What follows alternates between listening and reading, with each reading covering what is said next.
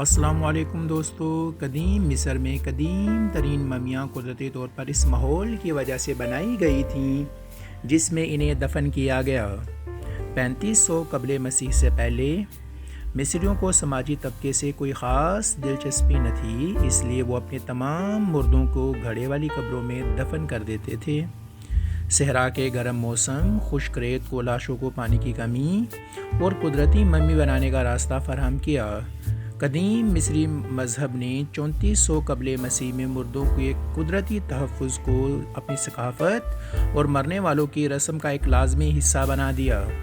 وقت گزرنے کے ساتھ ساتھ اس ثقافتی درجہ بندی نے نفیس مقبروں کی تخلیق کو دیکھا اور خوشبو لگانے کے طریقے دیکھے۔ اگرچہ سائنسدان جدید دور کی ٹیکنالوجی کے استعمال سے ممی بنانے کے عمل کو مناسب طریقے سے بیان کرنے میں کامیاب نہ ہو سکے، لیکن وہ ممی بنانے میں استعمال ہونے والی طریقوں کے بارے میں نئی معلومات دریافت کرنے میں کامیاب ہو گئے۔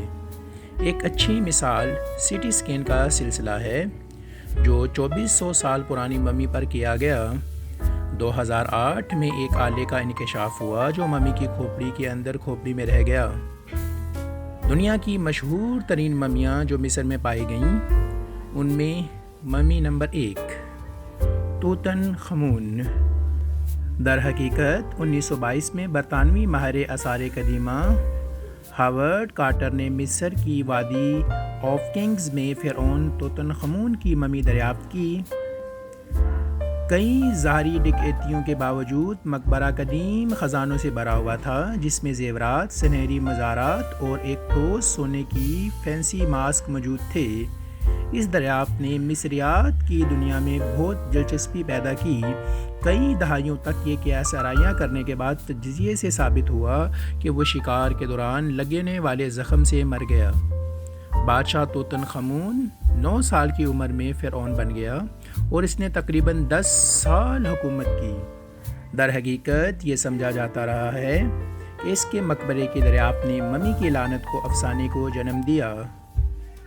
نمبر 2 ہیٹ شیپٹٹ مصری تاریخ کی سب سے نمایاں خواتین میں سے ایک تھی، جس نے تقریباً 2 دہائیوں کے دور میں حکومت کی۔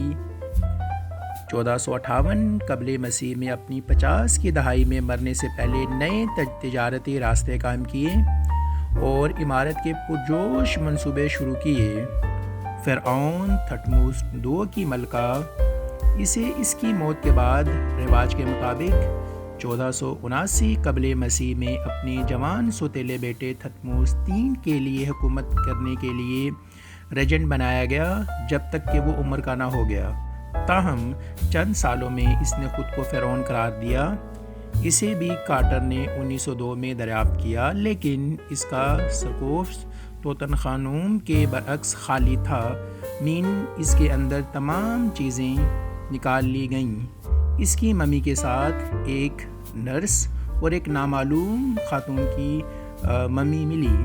Number 3 تھٹموس III۔ در حقیقت تھٹموس II کا بیٹا تھا۔ اس کی ماں بادشاہ کی ثانوی بیویوں میں سے ایک تھی۔ تھٹموس III نے اپنا نام بنانے میں کوئی وقت ضائع نہیں کیا۔ اس نے اقتدار میں آتے ہی چند مہینوں میں 20,000 سپاہیوں کی فوج کے ساتھ جدید دور کے شمالی اسرائیل کی طرف مارچ کیا، ایک جگہ جو اس کے یونانی نام سے مشہور ہے۔ در حقیقت یہ شاندار فوجی حکمت عملی کے طور پر شہرت رکھتے تھے۔ مصر کے ایک باطنی سلطنت سے ایک فاتح قوم کو تبدیل کرنے میں ان کا بہترین ہاتھ تھا۔ Number 4 city I۔ در حقیقت یہ 19ویں صدی کے خاندان کا ایک فرعون تھا جو رمیسس اول کا بیٹا تھا۔ اپنے دور حکومت کے ابتدائی سالوں میں سیٹی نے مصری وقار کو بحال کے لیے شمالی کورے کی طرف اپنی فوج کی قیادت کی۔ سیٹی نے مصر کی سرحد کو مضبوط کیا، بارودی سرنگیں اور کانیں کھودیں، کنویں کھودے اور مندروں اور مزاروں کو دوبارہ تعمیر کیا جو بوسیدہ ہو چکے تھے یا خراب تھے۔ اس نے عظیم کرناک مندر کی تعمیر بھی سنبھالی جس کا آغاز اس کے والد نے کیا تھا۔ Number 5 رمیسس II۔ در حقیقت رمیسیس II دی گریٹ کے نام سے بھی جانا جاتا ہے۔ وہ اپنی مہمات اور دیگر یادگاروں کے طور پر مصر کی سب سے مشہور فرعونوں میں سے ایک ہے۔ بہت سی لڑائیاں جو اس نے لڑیں، اس وجہ سے رمیسیس کے جسم میں زخموں کے گہرے نشان ملے۔ ان کی شرائینیں سخت ہو گئی تھیں اور دانتوں کا ایک بڑا انفیکشن تھا جس کی وجہ سے اس کی موت ہو سکتی تھی۔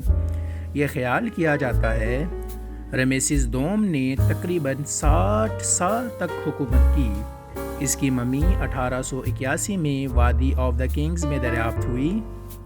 رمیسیس II کی لاش کو 1974 میں ایک فنگل انفیکشن کے علاج کے لیے پیرس کے لیے لے جایا گیا۔ اسے مصری پاسپورٹ جاری کیا گیا جس میں اس کے پیشہ کو بادشاہ کے طور پر درج کیا گیا۔